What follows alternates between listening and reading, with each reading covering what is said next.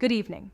Genoa City had seen its share of chaos, betrayals, secret affairs, shocking returns, but nothing could prepare its residents for what was about to unfold. At the center of it all stood Diane Jenkins. Once again trying to rebuild her life, Diane had been walking a careful line. She had earned back a fragile level of trust from Jack Abbott, was reconnecting with Kyle, and attempting to leave her past behind.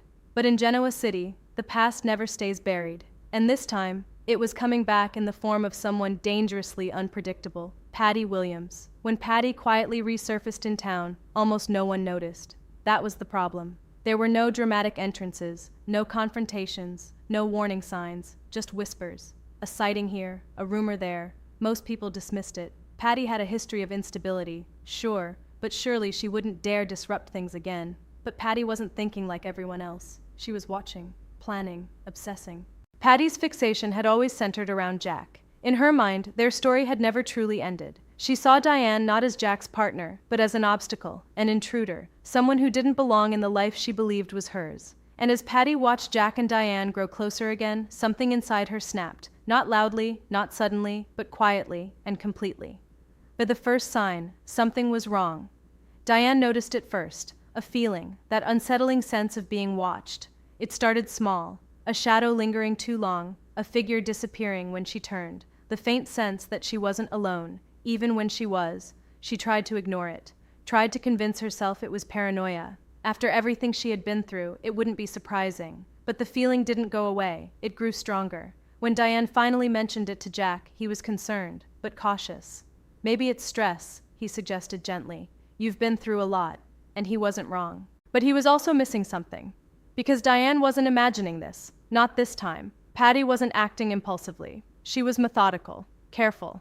She studied Diane's routine. When she left the house, where she went, who she met. When she was alone, she knew Diane's vulnerabilities, and she waited for the perfect moment. It happened on a quiet afternoon, too quiet. Diane had just left a meeting, her mind occupied, her phone buzzing with messages she hadn't yet checked. She didn't notice the car following her, didn't notice the footsteps behind her, didn't notice until it was too late. It happened fast. A sudden movement, a voice she hadn't heard in years. Hello, Diane. Patty. Before Diane could react, she was overpowered. No dramatic struggle, no time to scream, just shock, and then darkness. Back at the Abbott house, Jack felt something was off.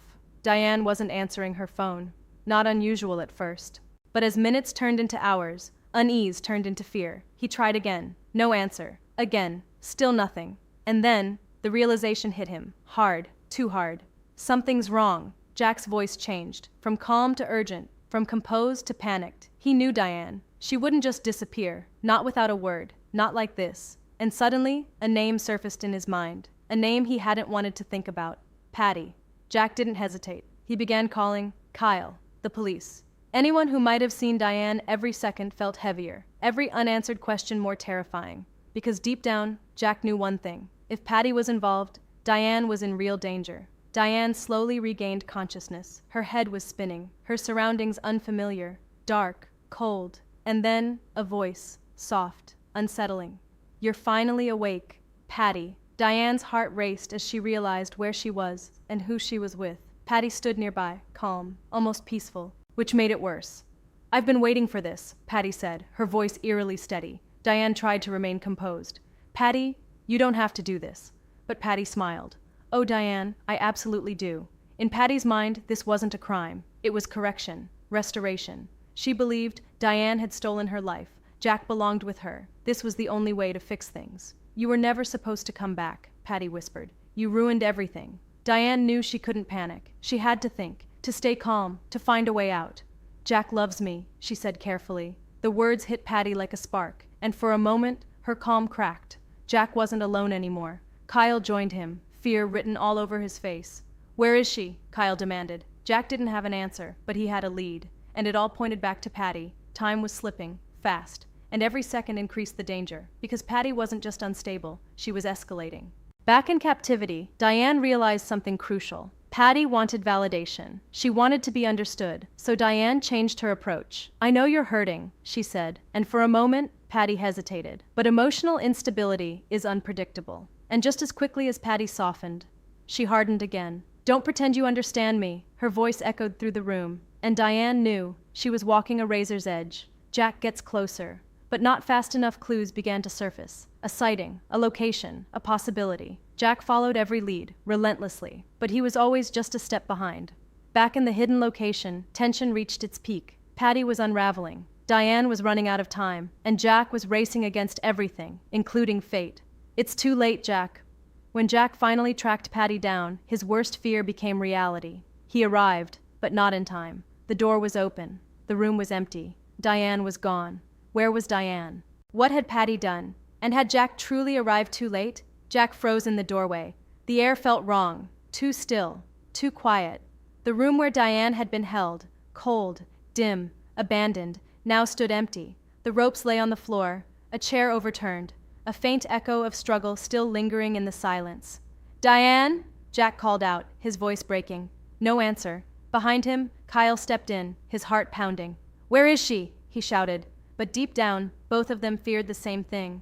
They were too late. Jack's eyes scanned the room desperately, searching for anything, any clue, and then he saw it, a piece of paper, folded carefully, placed where it would be found. His hands trembled as he opened it. Inside, written in uneven handwriting, "You don't take what's mine and walk away. This isn't over." Jack's blood ran cold. "Patty," he whispered. Diane wasn't free. She had been moved. Dragged from one location to another, disoriented and weak, her mind racing to keep up with what was happening. When she regained consciousness again, she realized something worse. This place was different, more isolated, more controlled. Patty wasn't improvising anymore. She was escalating. Patty stood near the window, staring out, but not really seeing anything. Her thoughts were spiraling. "They always take everything from me," she muttered. Her voice shifted between calm and chaos.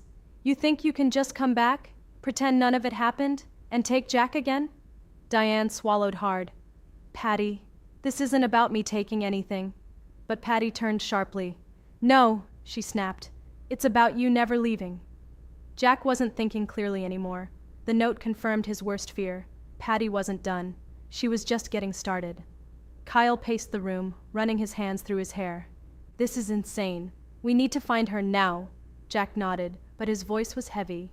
"She's not just hiding," he said. "She's sending a message." Authorities were now fully involved. Search teams, tracking units, surveillance footage. Every possible lead was being pursued. But Patty was unpredictable, and that made her dangerous. "She knows how to disappear," one officer said grimly, "and she knows exactly who she's dealing with."